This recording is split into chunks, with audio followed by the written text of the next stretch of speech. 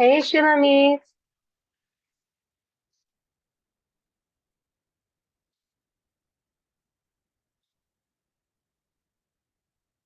How are you? Lily, how are you doing? Much better.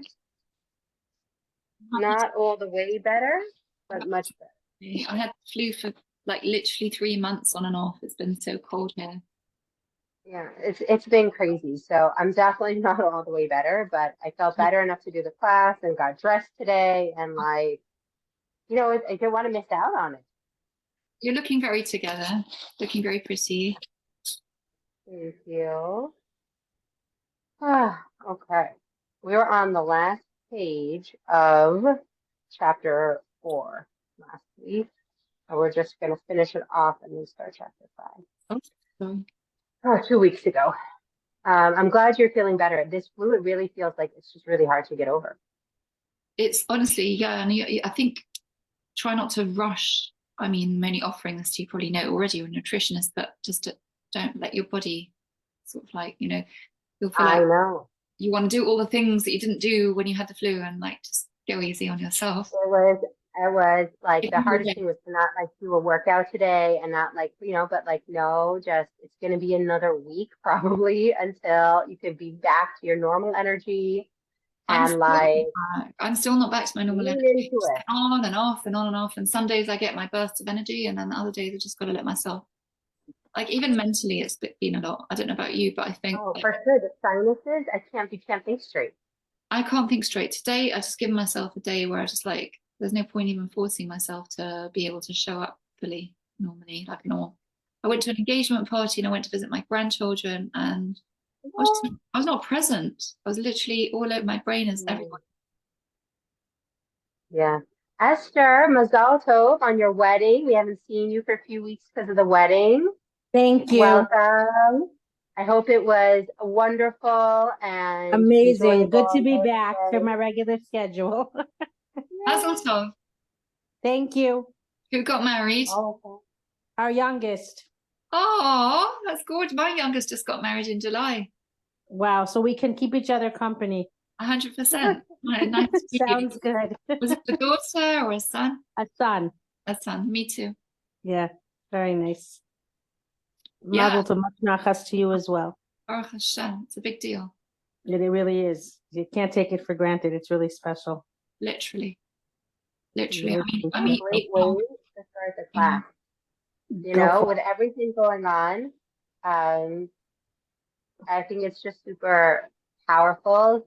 Um, this week I heard something really beautiful, and they were talking about how the inner judge that we have within us all, which is the opposite of our bitachon voice. The inner judge is always telling us, you'll be happy when, you'll be happy if, you'll be happy when, you'll be happy if. You'll be happy when the war is over. You'll be happy when your kid is married. You'll be happy when you lose weight. You'll be happier when your husband does this, when this is done. And then he only lets you happy for 1 second. And then it's the next circumstance. And it's exactly what the Shari is talking about, where be happy right now. And I was working on this because exactly we were just talking about me having the flu. And today, your mind immediately goes to, well, I can't wait till I can work out and like I have my energy back and I'm doing everything. And like, no, you know what? There's something lovely to giving yourself permission to like read a novel, like in between, and make sure I keep taking breaks and sitting down and reading a lovely romance novel and having time to, and like, not doing all the cooking or other stuff I would normally do because I've really been sick.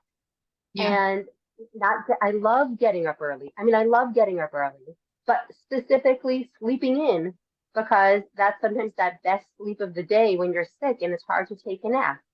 And like the Shar Bitachon is saying, if you try to be present with the good that's there right now, because that's the only really good that exists, that I'm going to be happy when, I'm going to be proud when, things are going to be better when, is really, it's really a very, very sneaky lie that is sucking all the happiness and joy and bitachon.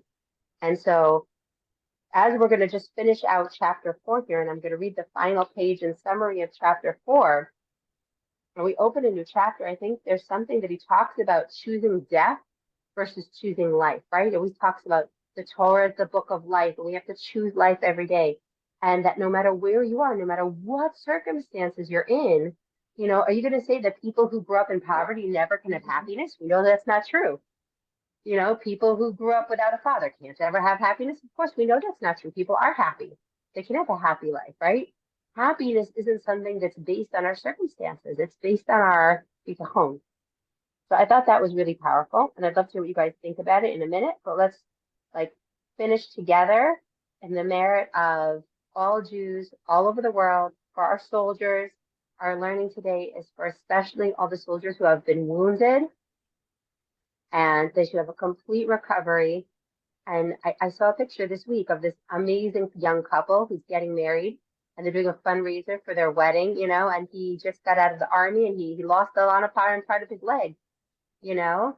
And I was like, oh no, that's so sad. And I all of a sudden got into this sad place, and I'm like, isn't that beautiful that he felt so vulnerable that he said, and I told her she didn't have to marry me. And she was, of course, I still want to marry you. We're going to have this amazing life together. And they aren't letting their happiness be stopped by a circumstance, by I'm missing part of my leg. So I'm on the outside, so I'm not even experiencing it. I'm just empathizing with it. I'm going to steal my own happiness for the whole day. That doesn't make sense. And so not only so we're on page 202, finishing out chapter 4, a person who chooses death as a result of his service of God over life filled with rebellion against him, or who as a result of his service of God chooses poverty over wealth, illness over health, troubles over serenity, and who gives himself over to the judgment of the Creator, willingly and joyfully accepting his decrees, is deserving of the kindness of the Creator upon him in granting him the pleasantness of the world to come. About such a person it states that I may cause those who love me to inherit the wealth, and I will fill their treasuries. Similarly, it says, no eye had ever seen God besides yours. What is prepared for him awaits you. And it says, how great is your goodness that you have laid away for those who fear you. In this chapter, we learned about the 7 categories we looked out regarding that which we must have bitachon. Matters that pertain to the person themselves, matters that pertain to finances, matters that pertain to interrelationships, commandments that pertain to the person himself, commandments that include others, a reward that is commensurate with the person's actions, a reward that comes only out of God's kindness. And so, this is a perfect thing. This person chose to be happy despite injury. And there are people who every day choose to be happy despite illness, right? Choose to be happy even when the money isn't coming in. Choose to be happy even when things surface-wise look like God is giving us bad, but we choose to unpack the good in it. God says that makes us, that just fills him with so much love. And don't worry, everything good I'm saving for you double also in the world to come. And that accepting when things are good is coming in a package that looks bad, I think is obviously the hardest challenge to do. But if we live in an age where we see people around us doing it 24/7, and it's really, looking out for those people and looking out for those stories and highlighting them to yourself so that we all look for in our day those moments to be like, okay, I wish I was running a marathon right now, but right now I'm sitting in my warm bed with my hot water bottle. And that's also lovely. Okay, we're about to start chapter 5, page 206.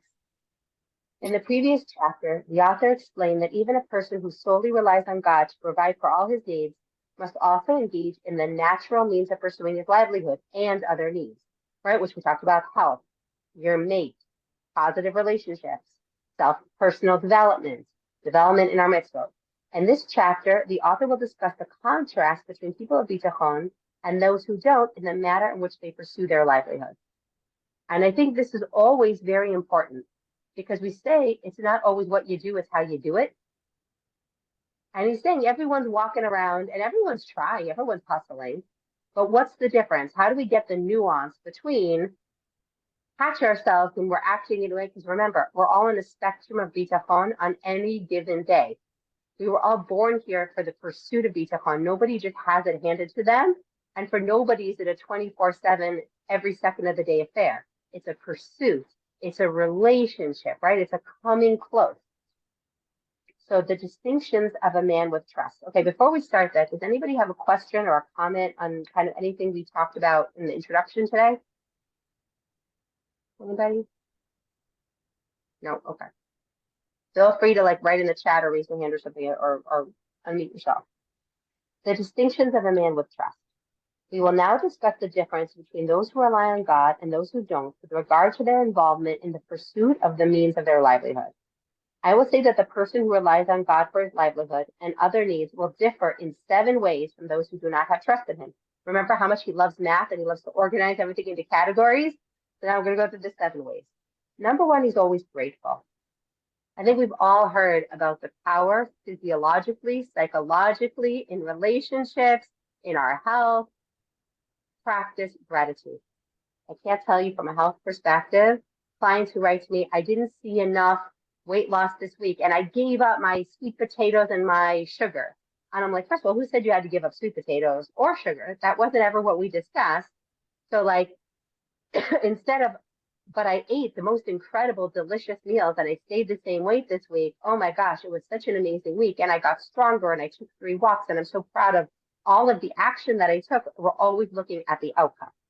So the first difference of when we catch ourselves, ooh, maybe I'm not in my detox zone is I'm not looking at I'm only looking at the outcome. I'm not looking at my effort and being proud of effort I put in. The difference, the person who relies on God willingly accepts his judgment in all manners and thanks him for both the good and the bad. The bad meaning, AKA, I didn't get what I want. I didn't get what I want. That's what we're calling bad here. He puts a star there, right? As the verse states, the Lord gave and he took. May the name of the Lord be blessed.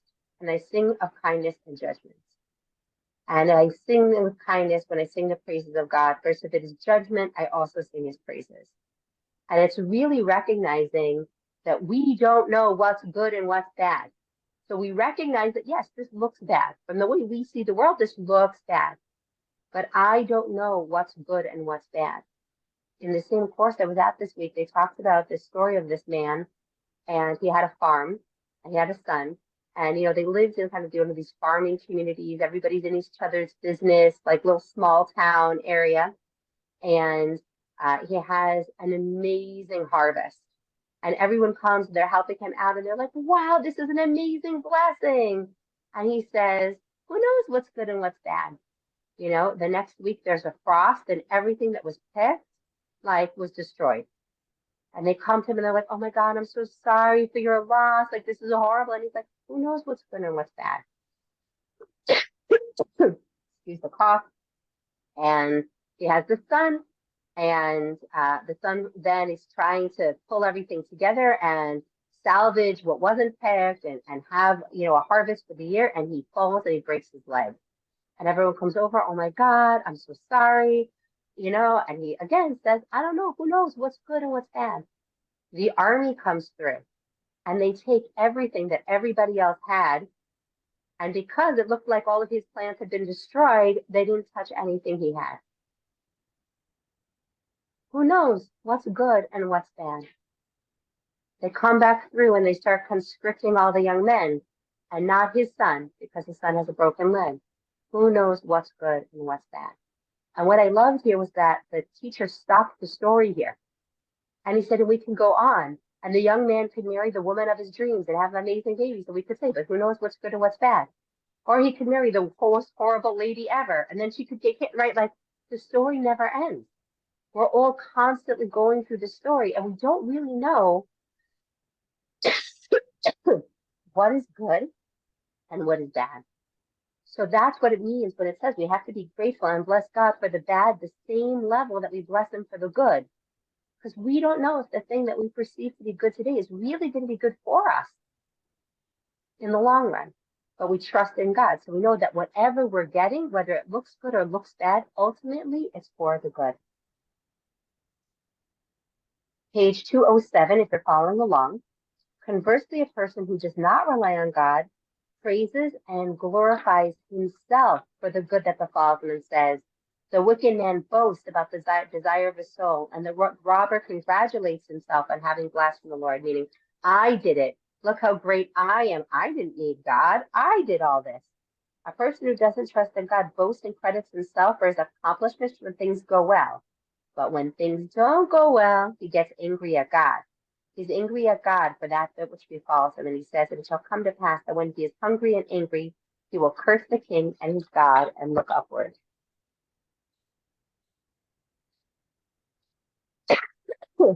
Okay, who can relate to that before we go on to happy-go-lucky? Anybody relate to that? To this trying to find the good and see the good and praise the good and the bad versus taking credit for ourselves, but then also blaming other people when things don't go right or blaming God? Yeah, so I've got something to say about that. I think I've been in a little bit of like a blue funk today. Just can't deal with the whole overwhelm of the war and the whole overwhelm of trying to function as a sort of normal human being, marketing my business and doing all those things. And I think underneath it all, I realized that it's a bit crazy to think that I'm in control of anything.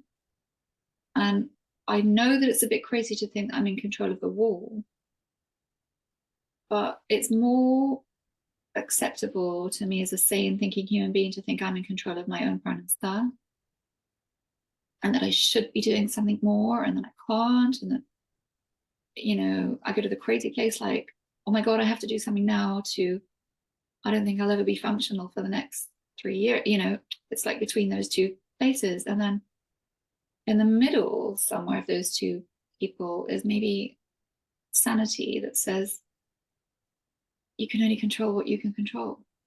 And just letting it go to God is just so much easier. And then you do begin to see the good in things, because like you don't necessarily, I'm not going to say I see the good in all these things. No, I can't for sure, but I can see the good in right now. You know, I'm sitting here with you, and here we are, and I don't have to be there all the time, you know. I don't have to be there in another place or in another time, like the time being tomorrow, when who knows if my prenup will come or not, or yesterday to that time when I didn't. I can just be present. So I think all of this is the same, isn't it? It's just encouraging you back, you know, come back. You know, it's not, this is not you, it's never you, it's all God. But I think, I don't know if this is the right place to ask that question, but I don't know if any of you, I mean, I also give a share on this daily, if not.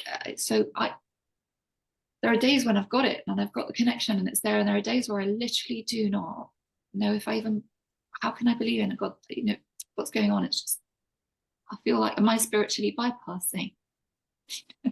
Just, am I actually, have I got true in my now? Am I just pretending? I think it's a pursuit every day. I mean, I'd love to hear anybody else chime in, but for me, I feel like it's a coming back the same way, you know, I can get annoyed at one of my kids. Like I literally got annoyed at one of my kids right before this year, and I like had to pull myself back and hear that inner judge judging him, judging the situation, judging this, judging that, and be like, whoa, I don't like that behavior. I don't like what happened right there. But like, this is really an opportunity for us to have a conversation about boundaries and ground rules and how things can go so that we can love each other better. Yeah. And like, when we're mad at God, or we're like, I don't understand how you can do that. Like, that's part of a healthy relationship, is to acknowledge he's in charge and you don't like what he's doing, you know?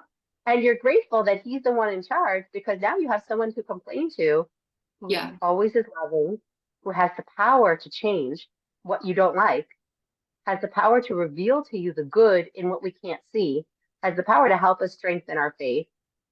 But I think if we were like in that place of gratitude all the time, then we're not acknowledging really the vulnerability that we are also feeling all the time. That, you know, that God is the one who's keeping us alive at every single moment by choice, by design.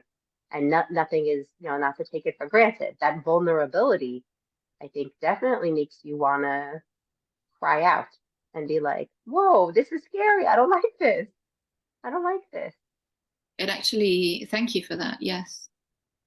It's actually just bringing back something that I heard this week, because in this week's Sedra, the Jews complained that they had no meat and it wasn't this and it wasn't that.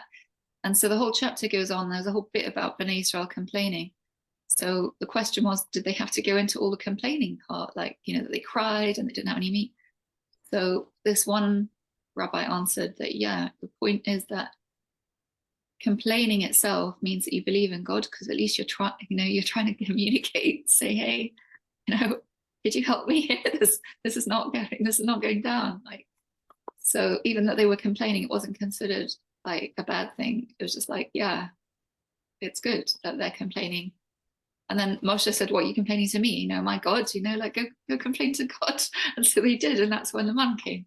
So it's kind of, I guess, you're reminding me that it's okay to feel the way I feel, and just letting it out, talking about it is probably a healthy option. It's okay to feel the way that we all feel. It's just a question of where we direct the pain and the emotion and the expression to. Instead of fetching and complaining, we can take that and turn it towards Hashem. Yeah, I mean, fetching and complaining are two different. I suppose what I think that he also I'm said, not saying that you're fetching, God forbid. no, but there is different ways of, so complaining as in, I can't remember, there's 2-3 different levels, but the one is, yeah, it's just different levels. It's like, if you're just moaning about nothing and just everything you do, you moan and you're negative, that's not considered. That's bad. No. But it's more like the energy of really crying out for help. Right. So that like defines bitachon for me, is knowing that you have someone to turn to that can really help you. So I guess there are some days, and I think today would be one of them, where I struggle to even do that. Like, I'm looking at the siddur and I'm blank, and I'm just like, what if there's no I can only do tell that. you what. Yeah, I'll just share what my visualization is when I feel that way.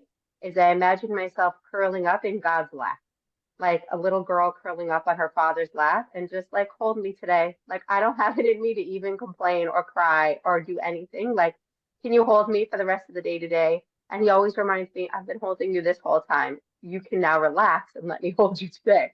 Oh, good. You ready to surrender today? And actually, like, I've been carrying you the whole time. But no, like, yeah, today, just let go. I'll get you through today. I'll get you through today. That's amazing, because there are so many times, ever since the war especially, that I open up the siddur wanting to connect, and I'm just like, I'm mad at you, Hashem. I can't do this right now. And I just close the siddur. And then I say, like, how am I mad at him? Why am I angry at him? But well, I am. I am. Angry isn't even the word. I mean, yesterday I was in shul and I was davening, and I did feel connected, and I sort of felt connected with that part of my neshama that gets it, that it's all good, that I don't understand, and that it's all good at some cosmic level. I got it. And then today I woke up and all the fear was back. And like, I get what you're saying about curling up in Hashem's lap, but if you can't even act this, because I'm just thinking, is there even a God? I mean, how did we get to here? Do you know what I mean? Like, you look at the news and you're like, I can't. It's like, especially after Shabbos is such a lovely time. You switch off. The news isn't right there in your face. You know that it's there, but it's somewhere far away, and you're having Shabbos. And it's so nice. Do you know what I mean? It's like, and the minute Shabbos comes out, I start to feel this grips me, because it's coming back from that. It's like waking up I from always feel like when I'm talking about other people's pain, right? Like things that are happening to other people in this war, not the things that I'm personally going through, which again, like, it's not that it's not impacting me. I live here, it is. But when I think about what's impacting me, I'm like, no, I can handle what's impacting me, like with God's help. Like, I see he's giving me the tools and sending us the therapist and sending me the help, and he's getting me through this. But I have the chutzpah to think he's not going to get the other person through, right? Like, the person is going through something, but I just remind myself it's a good thing. Like, the same way I would want one of my kids to be upset on behalf of another one of my kids who like was going through something really hard. Like, I would want them to be upset on their behalf and call down fire and be like, no, like, I don't want them to suffer. And then you see them, you know, find this amazing inner strength and struggle and come through, and this light comes out in the world, and you're like, thank God that wasn't me, because I don't know that I have that light in me. If you crack me open, I don't know that light's going to come out. But this That's why it person, wasn't you. that's why it wasn't me, right? But like, it's I'm never going to be able to not feel that sadness and despair when you look at someone else's pain, because and that's why the news and the global media, I think, is so hard. It's So toxic. hard You're because right, you can't. And you have, it's like one person was never meant to feel all of those pains. It was just like maybe you, your family, your close friends, your village. But now it's global and you're getting all the pain all at once from every, and it's just, you can't, how do you supposed to hold that? My husband was talking to somebody elderly who went through the Yom Kippur War, and she said this is scary as well, what we're going through now, but it's scarier than the Yom Kippur War, because the Yom Kippur War, every family protected themselves and you didn't know what was going on in the background. You just knew it was a scary situation and you had to daven and hold on to bitachon. And now you still have all that, but there's so much media and you know what's happening and you know all that knowledge, that she said that that's the danger. It's not the war that's scary. It's all the vast information that we have that makes it that much more scarier. I mean, today, just today, I was going on a group and they had non-Jewish people in it. Sorry, I didn't realize. Did I interrupt you just now? no, go ahead. And one of the members of the group who was chatting to me, she just went on private message me, and I saw her picture came up quite big, the profile picture, and it was like boycott Israel, free Palestine, and I was like, oh, and it was like one of the people in my group, not at work, but something similar to work. I thought, what do I even do with that? I just like I got so triggered, and it's just I don't know if you have if you're all in Chutzlaretz in Israel, but every situation's got its own, like triggers every day, and it's just like. I had that on Shabbos. I had two seminary girls by me, and one of them was, I live in Neve Yaakov, and it's a little over the Green Line, but it's totally considered Yerushalayim.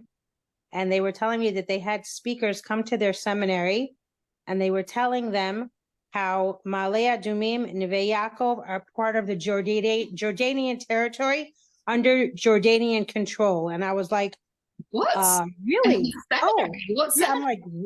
I'm like, really now? I'm like, who came to speak to you? Are you sure you understood them? Wow. Was that a religious seminary? Yes. It was a seminary in Beit Shemesh, and they had speakers come to them to explain to them so that they understand the situation. And I'm sitting there, either you didn't understand or they don't know. And it hit home all of a sudden how ignorant the world is about everything. And that also, it's like Hashem. We say it in Shemona Esrei, you are the only one that can solve our arguments, our problems, our disputes. There is nobody else that can do it. Lala, I'm interested. Do you have anything to share? No pressure. You can pass. No, I got sick just along with you overseas. So I'm just getting my voice back, but I do To everybody. Feel better. Lots of hot drinks. I think it's very difficult. My son is a lone soldier, so it is very difficult, and I live in an area that is very supportive of Israel. So I'm very, very fortunate. I live in the South, in the States, and they're supportive of Israel for different reasons, but I don't really care right now what they're supportive. So, but it is, it's like as a mother, you stay like right now he's 6, so he's off base. So like there's a part of me that's like, yes, I'm happy, right? But he's in training and he's just about to finish. And then there's the part of me that's like, you got to get back. You got to get back because I don't want you to miss your training. Like, because I'm not stupid. I mean, I know the next step. He's, and then like 15 minutes later, we're on a call and they're like, his brigade they consider it the tip of the sword. I'm like, okay, I did not actually need to know that. Like, did not know that was what they call his brigade.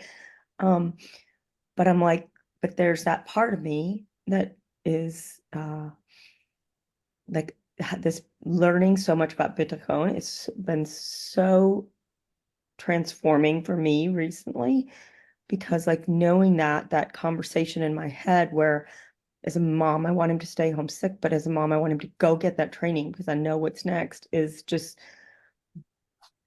that that place where I know that is not, that I carry that, but that's not my my thing. Like, it's like there's a balance. I get this balance within my own self, knowing that the thing in the center, I think, is the bitachon, is God, is Hashem, saying like, yeah, like, you as a mother, yeah, you gotta be, of course I'm gonna have both sides of that.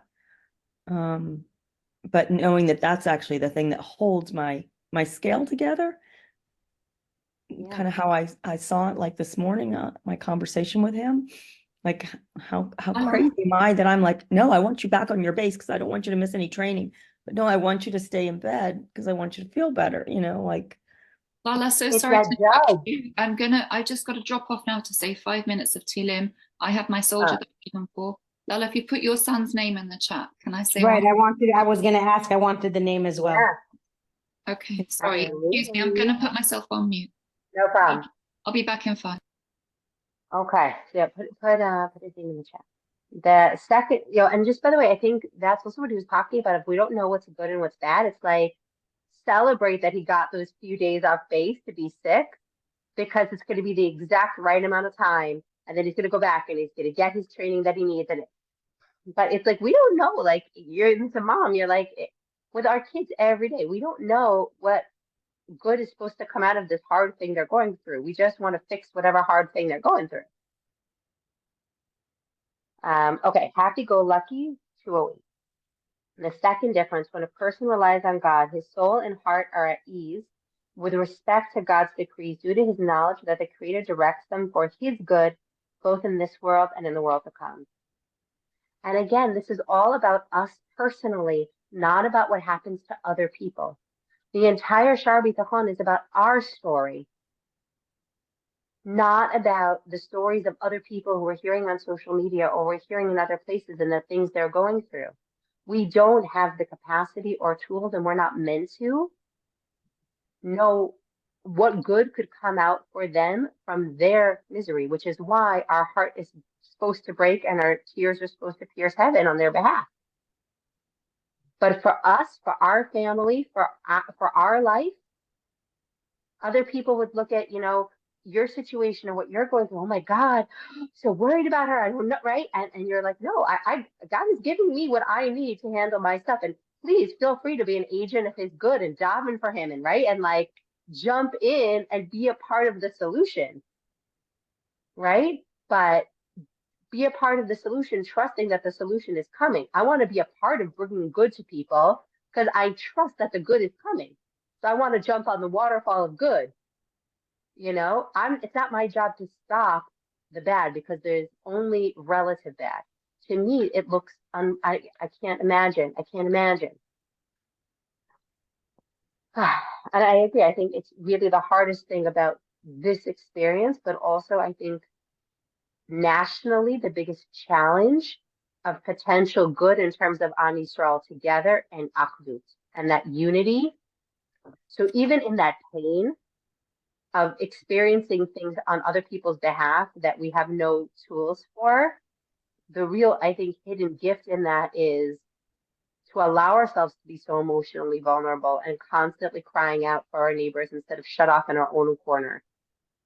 And I think there is something versus hating people from across the world over elections, right? Now we're loving people and praying for them and crying for them across the world. And there is something in there. Okay. Proper attitude. A poor man, the verse refers to a person is poor is a person who lacks bitachon. Or if he's poor intellect because he doesn't realize that everything from God is for the good. Alternatively, it refers to a person who is unhappy with his lot. As the Mishnah says, who is happy, who is rich? A person who is happy with the path that God laid out for him. Proper attitude. The third difference: while a person who relies on God involves himself in the means of obtaining a livelihood and all of his needs, he doesn't rely on the efforts themselves, nor does he expect them to either benefit him or cause him harm unless God wills it to be.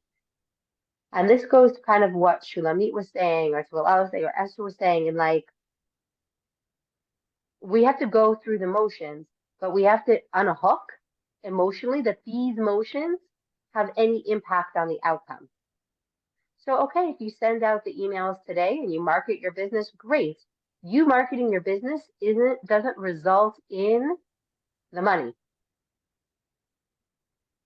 You're marketing your business because you're serving God, and that's part of what you do in your day. And if today wasn't a good day to do the marketing and instead you served your body or yourself or your soul and you worked on yourself in a different way, that's amazing, because you didn't need to do the marketing for God to send the reward.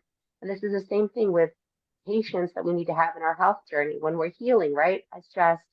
It feels in the moment like it takes forever, right?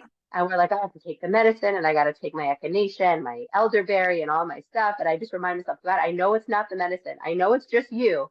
I'm just taking these. I'm like going through the cover of you miraculously healing me, okay? But I'm going to still take the elderberry and I'm still going to take my, my herbs and my ginger tea and my stuff.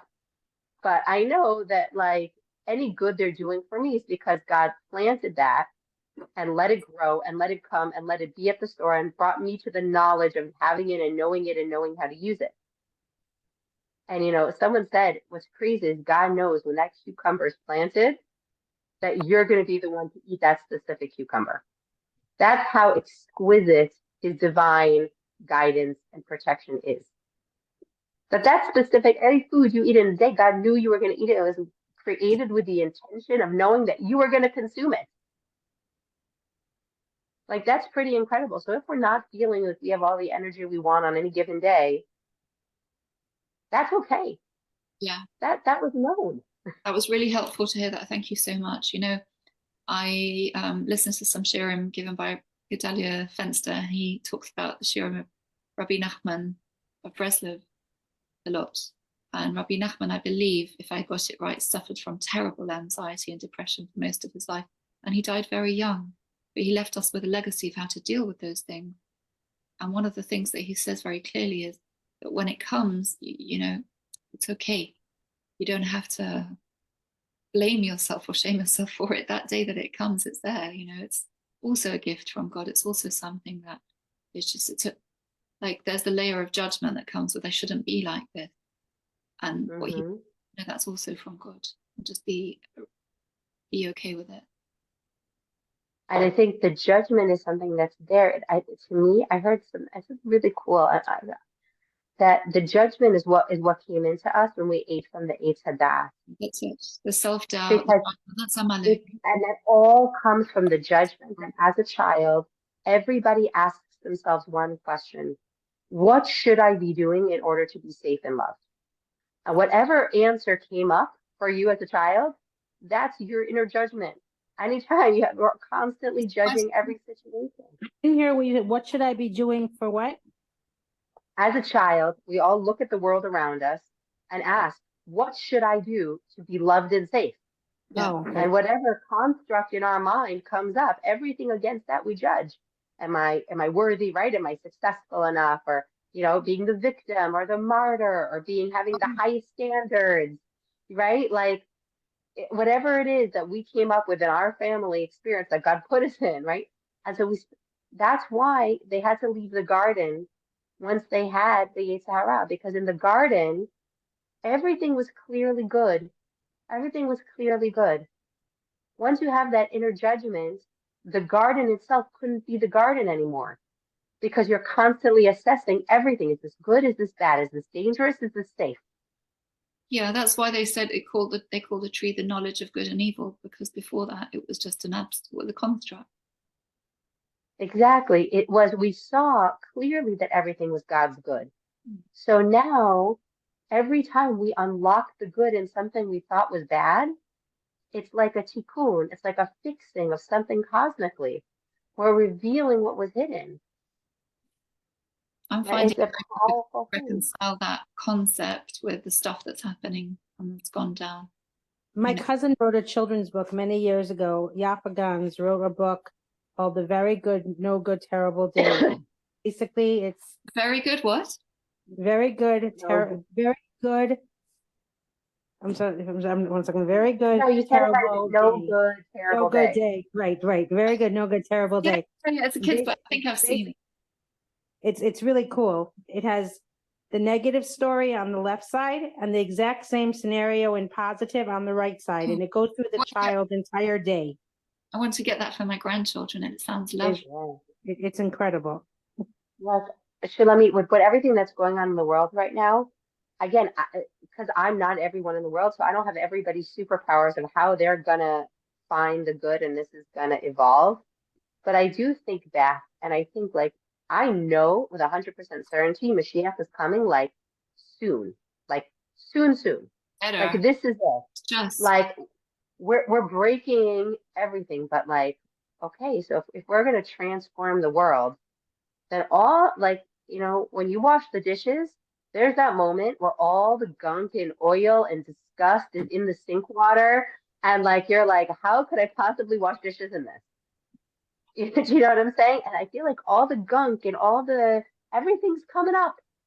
yeah, So if we want to have a better world, we got to see what we got to clean. yeah, We got to see what's going to happen. But thank God it's not our problem. We yeah, only are going to get the tools to find the good in our day. I can find the good in having the flu and sitting and like I can handle that. I can't find the good in someone else's issue. yeah, And I can find, and that's all we can do. Like I said to my husband last night that, and we were talking about, savings and saving for the future and how much money should you be trying to save for your retirement for this? I said, right now I'm going on the thing that God is holding that money for us. Because if we were holding it right now, we have like a list of 20 things we'd be spending that money on. That yeah. I mean, right now we're actually fine without. We're yeah, fine without those things. But if we had the money right now, I have a list of like 20 things I would spend that money on. So God is holding that extra money for us. the And escrow. like at the right time, he's gonna release it. And I see this from how my mom passed. My mom was working her butt off in her 70s because, they'd had a bankruptcy. They'd been very wealthy and they'd had a bankruptcy and they were coming back, but she passed away. And she was working and missing out on things with her grandchildren and missing out on time with me because she had to work more. But she died with more money than she could obviously spend. Doesn't matter if it's 8 million more than she could spend, or 400,000 more than she could spend, or $20 more than she could spend. Yeah, So it's always this constant seesaw. And so the fact that you struggle with it means you're human and that you're doing the work. If you would give up, then you would like, I know. I was going to that's it. question that. Like, obviously, I get what you're saying, and I say the same things to myself, to others, day in, day out. But there are days where, like, no, not even. Do you know what I mean? It's like I can't even see that there is a God. Like, how could there be a God? And I question the whole concept. But then I thought, you're sitting here in a Shara Bitachon class. Come on, it's okay. If you really don't believe, Also, not but be and there, of course you believe, of course showed up. you believe, That's enough for today. and you think about the miracle of each one of your children. We think about the miracle of the human body, and we think about the miracle of ourselves that came together, that lived the life that we've lived up to this point, and then we're like, shit, of course there's a God, and I'm mad. Of course there is, and that's why I'm mad because he brought me all the way to here, but I'm in the middle of this really tough climb on this mountain right now. And right now, I really don't see the point of getting to the top, but I really don't. I just want to sit down and cry. No, And then yeah, we're allowed to sit down awesome. and cry. Yeah, I'm done. Got nothing. Sit on the mountain, but don't go back down. Sit on the mountain and cry exactly where you are. And when you're ready, like you said, the next day, 2 days later, magically, you're gifted the Yeah, strength to get up and keep walking. and it's important You for me. know that I went through that with my wedding until the last minute. Say that again. Yeah. I said, Lily, you know that I went through that to the last minute, the wedding. Yeah. Making sure everything came in on time to pay for everything. And it did. And it did. But to the last minute. To the Literally. last minute. Yeah. But it made the whole process as scary and frightening, as unsettling and out of control as it felt. Like you had told me, it's going to be good. Like now looking back, it taught me that I can move forward. Mashiach is coming. And with that in our mind, that like absoluteness, we're just like, okay, I really don't like this mountain. Like, I'm closing my eyes today. Just gonna close my eyes and put one foot in front of the other and feed myself and care for myself and show up to a class or get in bed and remember that prayer isn't just what happens in the words in the sitter. Prayer is in the conversations that you're having or even the silent treatment that you're giving. That's also a form of right communication in a relationship is when you're giving the silent treatment. Mm-hmm. Didn't think about it that way. Yeah. And you're like, oh, I love you so much that I hate you so much right now. And I don't want to say anything mean, right? But so I'm not going to say anything because right? When a child says to their parent, I hate you, what is the child really saying?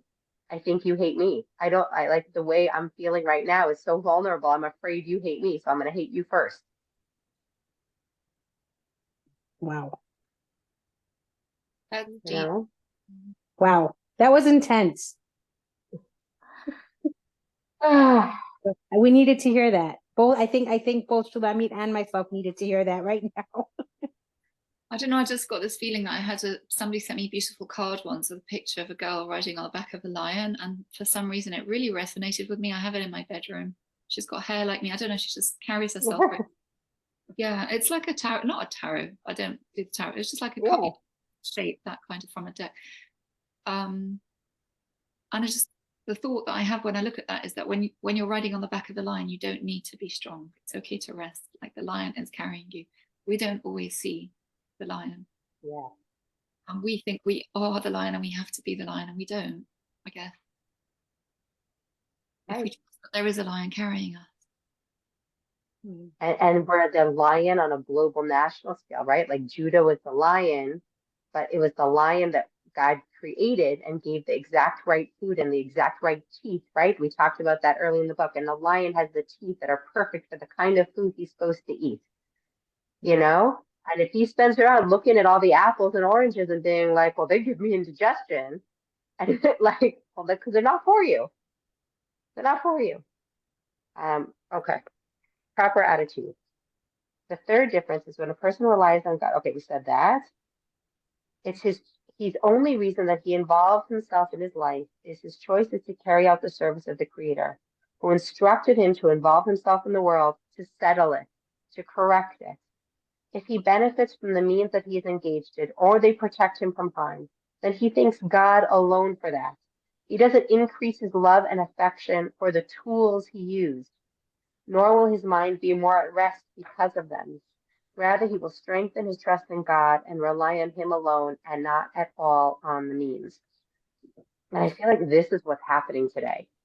Every means that we think should make us safe, we see, no, it's not that means. It's not that means. It's not that means. It's just God. So get detached from like everything you thought has to be this way, right? If the means that he engaged in does not help him, then he will understand that his livelihood is still coming. It will reach him when God wills it to come, and when in the manner through the conduit through God decides. And this is where that inner judgment comes in. We feel like a failure if we try something and it doesn't work. The thing failed. I failed. He's saying if you worked on something and you did it with the right intentions, you succeeded. It's irrelevant what we use doesn't really impact how God's going to send the thing to us. And as an entrepreneur, this is something I need to be way more reminding myself of. You know, It's what is your interesting. We just married off all our kids, but you just brought something to mind as a parent. We always said to our kids, it doesn't matter what your grade is. It's, did you study? Did you try your best? Did you do your best? And now that my kids are married, all of a sudden that clicked, that Hashem says that to me every single day. Yeah, exactly. However, if a person does not rely on God and involves himself in the means of pursuing his livelihood because he relies on them for help and protection from harm, if they do indeed help him, then he will praise them and his own efforts that he put into them In such an instance, he will choose to continue engaging those means, and he will not turn to other means of pursuing his livelihood. If, however, they do not help him, then he will abandon them and reject them and turn his desire away from them, right? Well, I'm getting an ROI on this investment, so I'm going to double down. Oh, this one isn't working out. I'm going to, right, take my money out because it's all about the investment I'm making. Okay. And here he's saying, really, this is speaking about idol worship. And this is really the core of idol worship. Anytime anything was good would happen, they said, well, it's because of the idol, right? And oh, I don't serve this God anymore. I serve this God. And they're constantly, going back and forth. And he's saying you have to look at is what I'm doing in my values. Is what I'm doing in my values.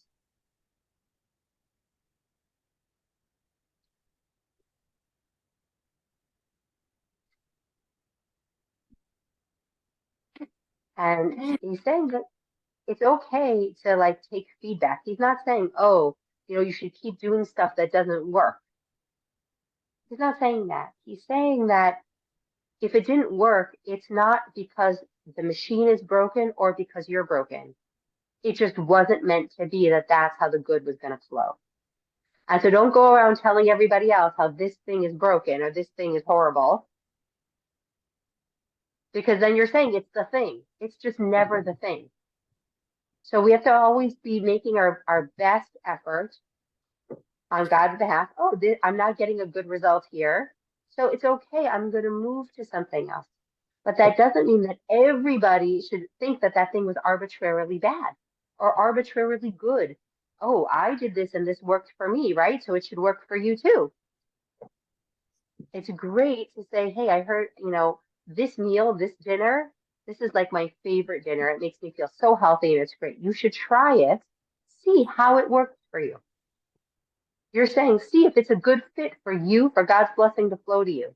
But it itself is not arbitrarily perfect. It's just one of the many means to which good can flow.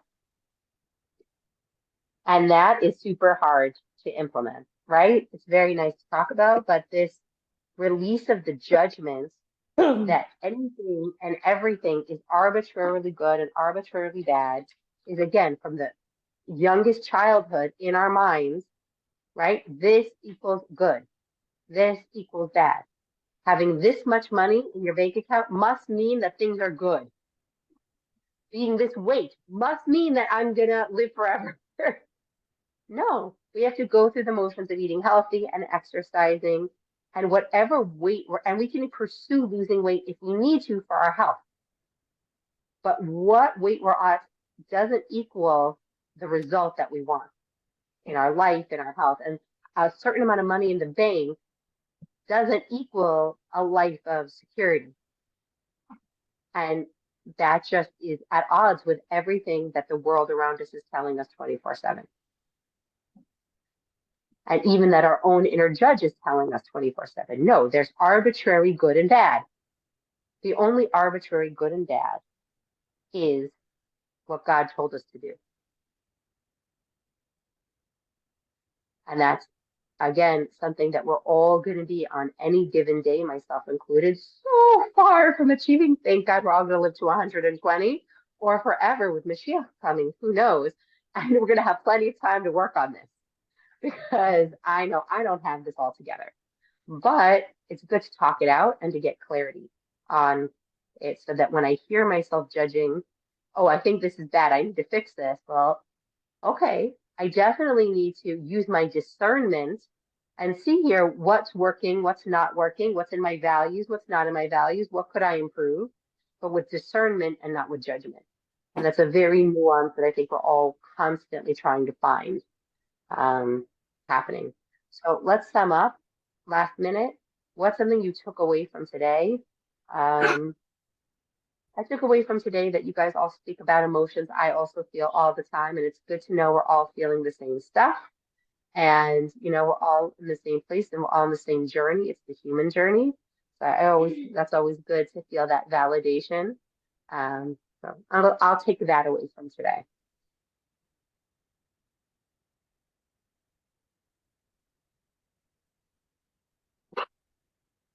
I just truly the same thing, that we're all connected and have such the same, we're all different yet so much the same threads run through wherever we are, whatever stage of life that we're in, and the connection, I'm sorry, I think the Jewish connection maybe more. I mean, maybe this, but and just grateful to have the space and learning at something at this point in my life that I don't know how I missed this, but how it's like taking so much of everything in my life and going, oh, I didn't even really understand, but I actually have completely understood all of this since I was a child. And uh and I love it. I think of stories that my grandfather used to tell me, and I'm like, oh, was bitachon, and this was, just little lessons and things that I didn't even know. So I really appreciate being able to You be know, I here. feel like that's such a miracle. Also, you remember Stephanie from the trip also? And she had this most gorgeous, was a convert. She was on a memento trip, and she had this gorgeous bitachon inside of her from a child, and it's what pushed her to become a convert and all these things. And I think that, like we were talking about, like nobody gets anybody else's package. Like you didn't get that Jewish education structurally, as a child, but God gave you everything you needed.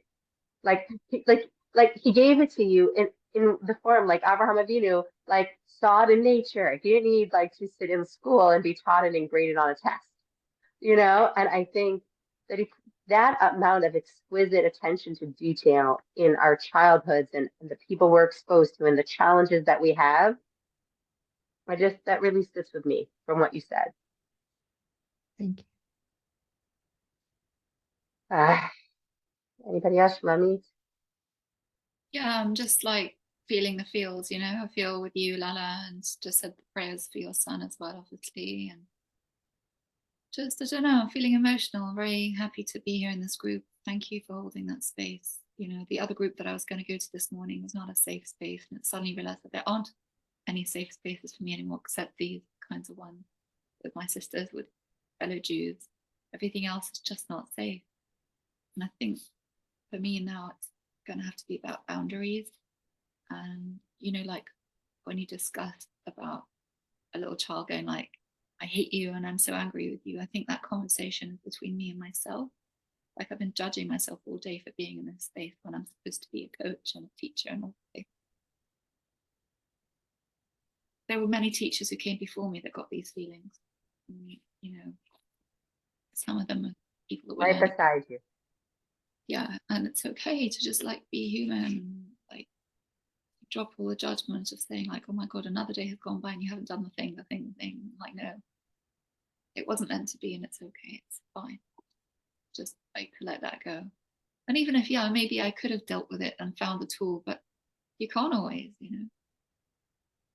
And because the thing doesn't really matter. The thing is just one thing, one way for God to send it to you. It's not the way.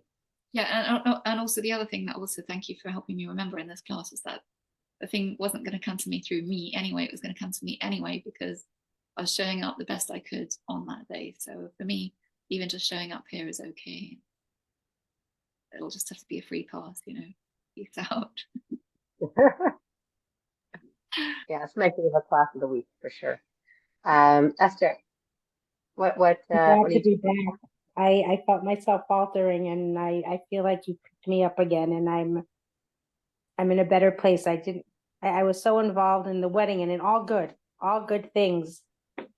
And I said to myself today, okay, it's been 2 weeks since I haven't been on, but I'm going to push myself to get back on. And I thought I was okay. And I see that I'm really glad to be back on. And it's really important to just share your feelings and be honest. And there's nothing wrong with feeling badly about yourself. There's nothing wrong with admitting that you feel like you want to be in control and having to be vulnerable and realize that we aren't in control. And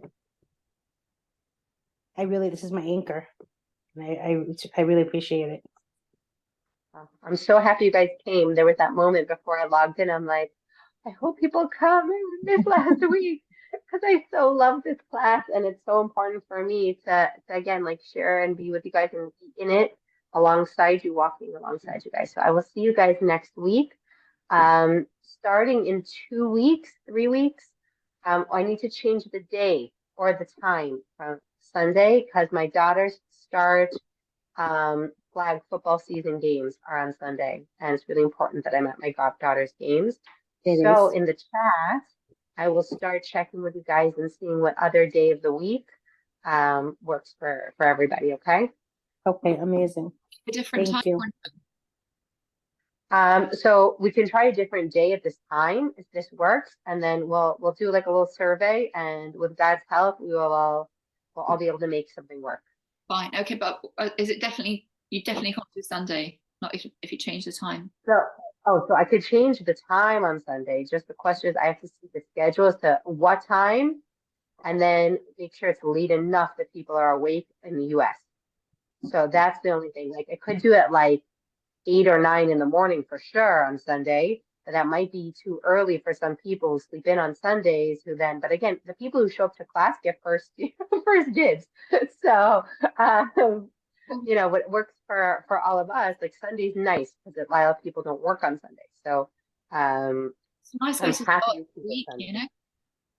I agree. So if you guys think, I don't know, like Lala, you're the one in the US, like, Shlomi's a little closer to my time zone, how early on Sunday you're able to meet, then that can also help work it out.